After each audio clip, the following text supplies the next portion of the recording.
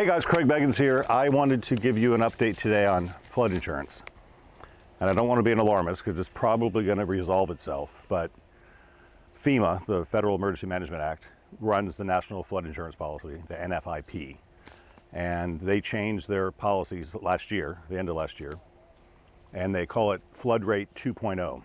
And what they did is it's a major change. FEMA's had problems with solvency, and the floods and hurricanes have really affected many parts of the country that don't have flood insurance, and FEMA's actually covered those claims, which is kind of dangerous because people that don't pay for flood insurance are getting benefits, and anyway, they ran out of money. So they're revamping the system now. And so in the past, what they did was, I'm here at my house on the water, and my required base flood elevation is 12 feet. So as long as my base flood elevation of my slab is 12 feet or above, I'm good. And my flood insurance is really reasonable. My house is actually 18 feet above, so I got a surplus. So right now, and just for what it's worth, my flood insurance is $1,098 a year.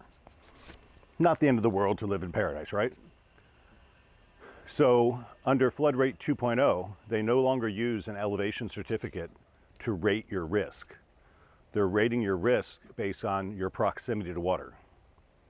And my proximity to water can't get any closer. I mean, I'm just here, right? So the actuarial rate for my new flood policy is going to be $10,000 a year. And people don't know this, and this is like a public service announcement. I want you to know. So under FEMA's new policies, they can't raise your rate more than 18% a year. So I'm at $1,000 now, I'll be at $1,200 next year, I'll be at $1,400 a year after that, until it gets to the new actuarial rate. And people don't understand this. So one of my agents in my Brandon office actually works for AAA Insurance. And I was talking to her about this, and she goes, "That doesn't make sense." And I said, "Well, I know this, let me tell you." She says, "Well, let me quote you." I said, "Okay, quote me. Quote me with a brand new policy."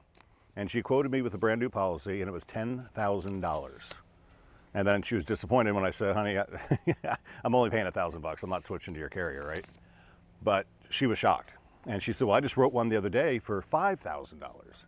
I'm like, "Oh my gosh." So it's kind of a mixed bag because FEMA is the go-to and they'll insure anybody, but they're going to charge you through the nose.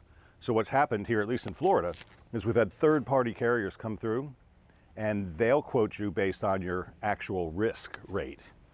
So I sent them my elevation certificate, which FEMA doesn't require anymore. And when they saw that I was 18 feet above sea level instead of 12 feet, my risk is lower because my house is taller. So they quoted me $650 a year as a premium for my flood insurance, which satisfies my lender, right? Big difference, $650, $10,000. But here's the challenge, and this is what I want to make people be aware of.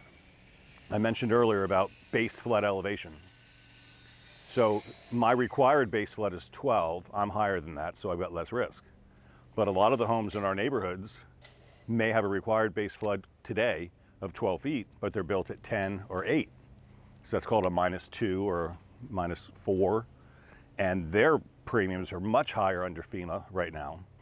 And the hard part is that the third-party carriers generally won't write those policies because they want to write the low-risk policies. So if you're buying in a flood area, I really want you to spend your time. You've got 20 days built into your contract to get your flood insurance rates, and if you're not happy, you can cancel. So you really need to know that and investigate. Your agent should tell you, but if they don't, I want you to know. It's a really important issue for everybody to follow. So it used to be that FEMA required a flood elevation certificate, which cost $100 from a surveyor, and they shoot your finished floor elevation and make sure it's within the guidelines. And if it is, you're good. And if it's not, you're a -1, a -2, and your risk was raised because of that. FEMA no longer does that. Now they're looking at your proximity to water. So if you've got an older home, there's something called FIRM, Flood Insurance Rate Map is an acronym. So the FIRM date in your market, wherever you are, like here in Apollo Beach, the FIRM date is 1980.